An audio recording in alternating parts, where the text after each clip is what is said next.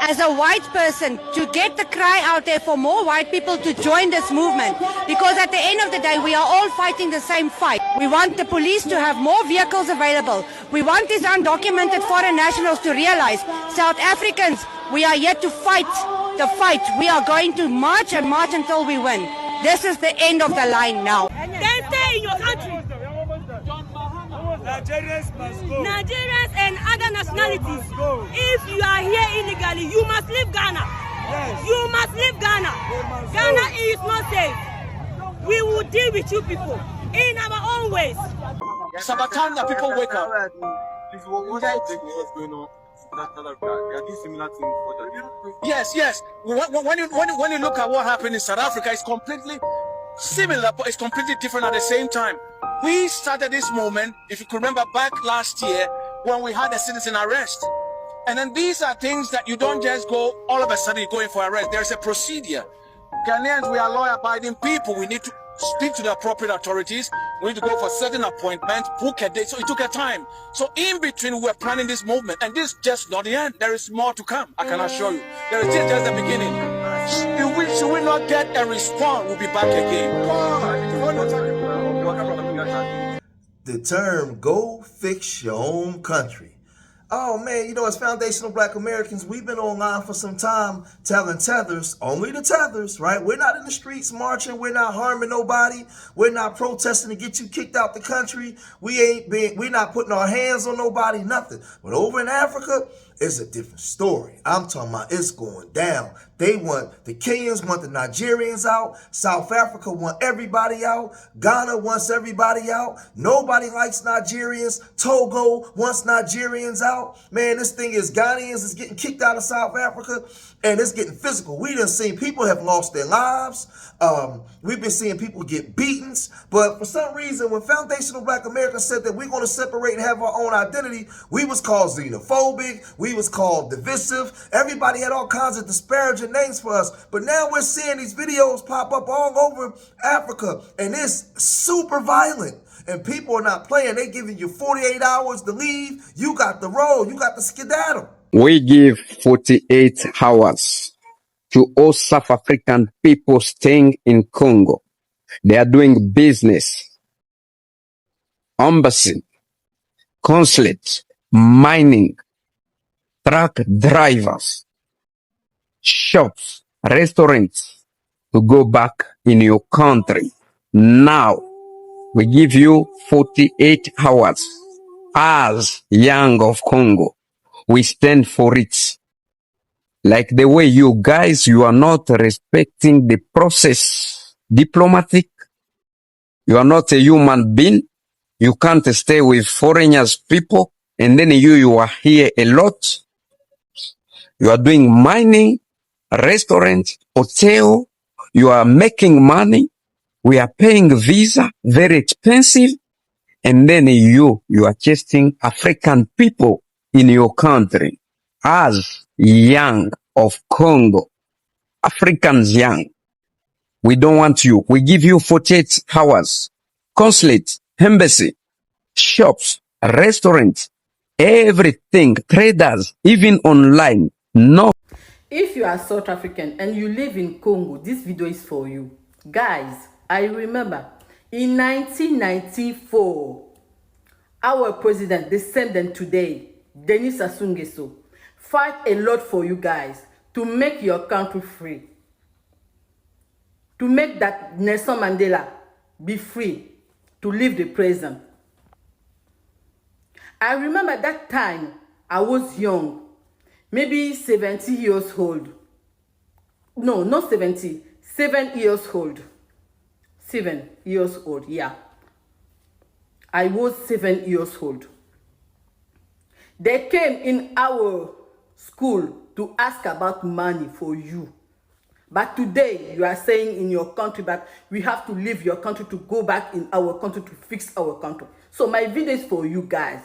Now, we need you to leave also our country. I don't know what are you doing here in Congo. If you are in Brazzaville, in Pointe-Noire, in Wesso, anywhere you are in Congo, this video is for you. You have to leave the Congo.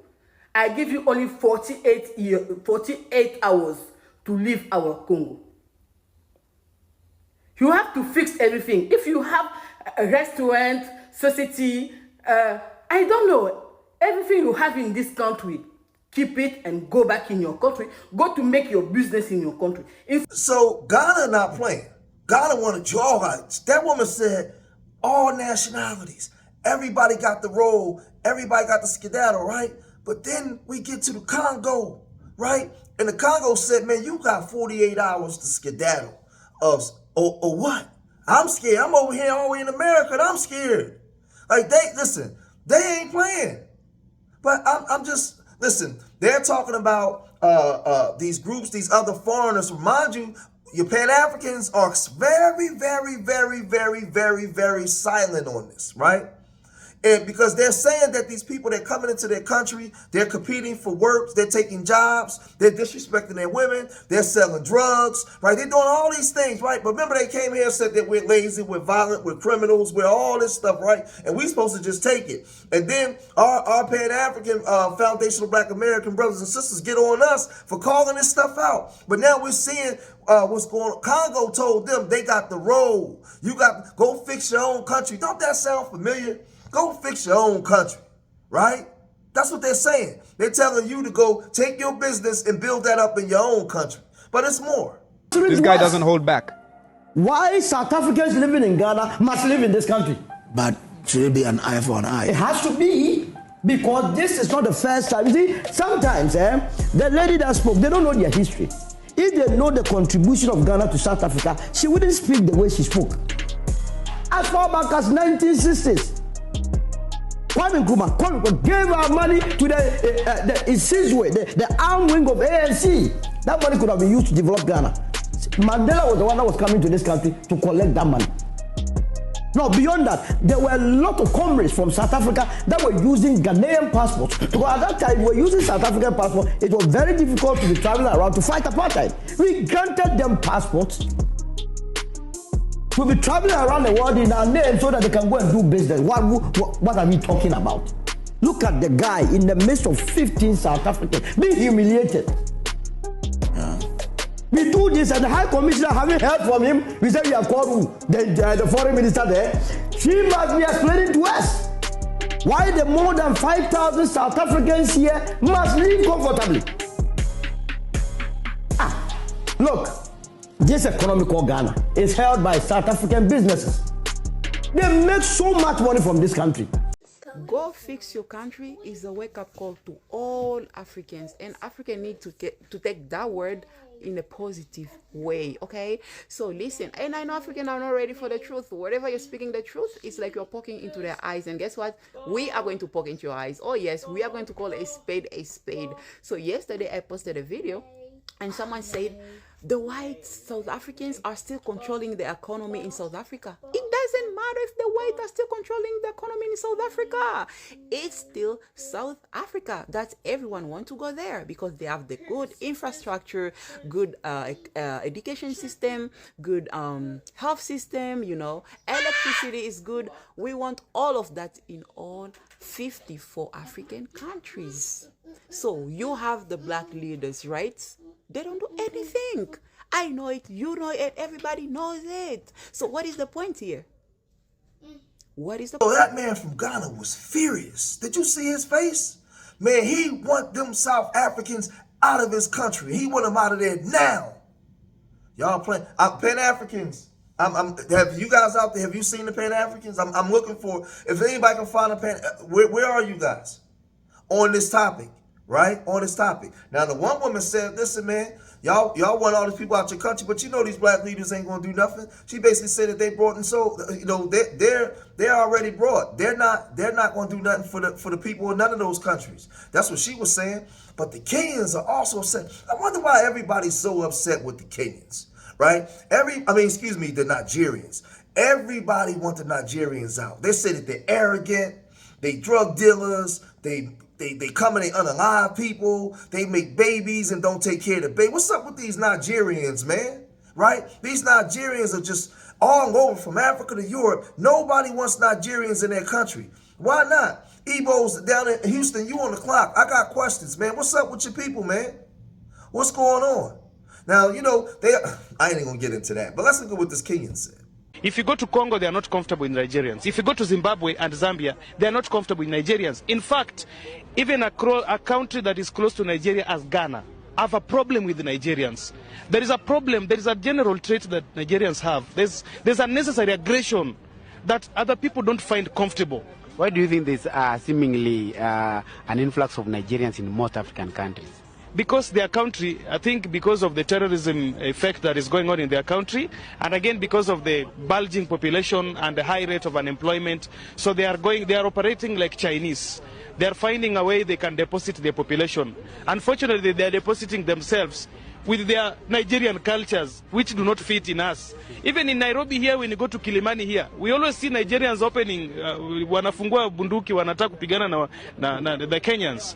Those kind of things we have to make sure that they stop.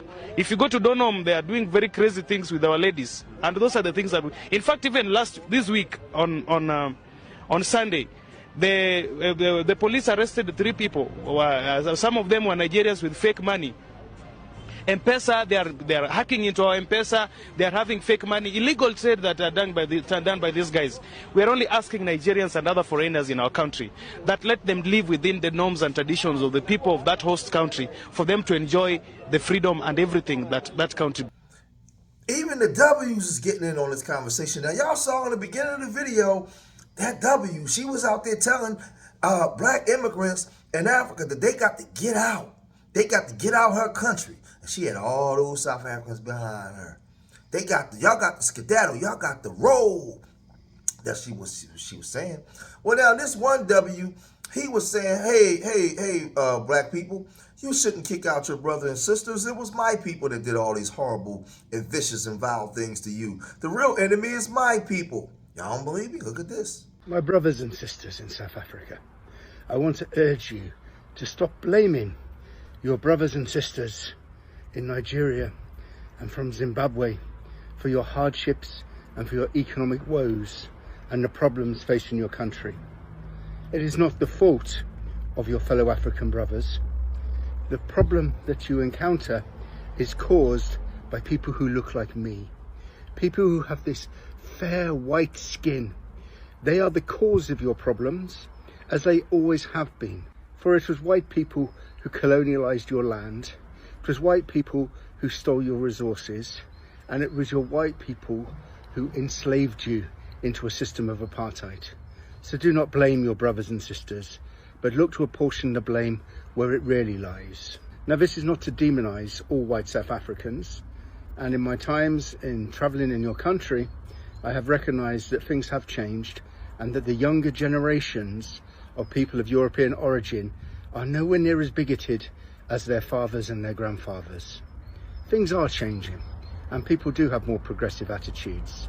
However, it is those people living on their farms who stole your land who are the problem, and not your Nigerian and Zimbabwean brothers and sisters. Now, for me, I don't think that this is funny. I just don't understand how we have these so-called issues here in America when you guys come here and you have disparaging things to say about us, and you echo those W supremacist talking points that they use against us. That's mind-boggling to me when we see how you're struggling in your own countries, right? And these are the things that we've been saying forever. We don't have smoke for all Africans. We got smoke for tethers, those that come here and undermine us. The same way you guys are calling out the Kenyans, Ghanaians are calling out South Africans are calling out everybody, Kenyans are calling out Nigerians, Zimbabweans are calling out South Africans. The same way, how come y'all can do it but we can't do it? How come y'all can expose and call out y'all sellouts but we can't? We supposed to just sit here and be in flat blackness and just let anybody and everybody come and say that we don't have a culture. Let anybody come here and say that we weren't responsible for helping y'all get here. Y'all got all kinds of nasty, stupid stuff that y'all say about us as if we don't even exist. As if there was not black people here before y'all got here. So the black people that was here before you got here, what you think we was doing?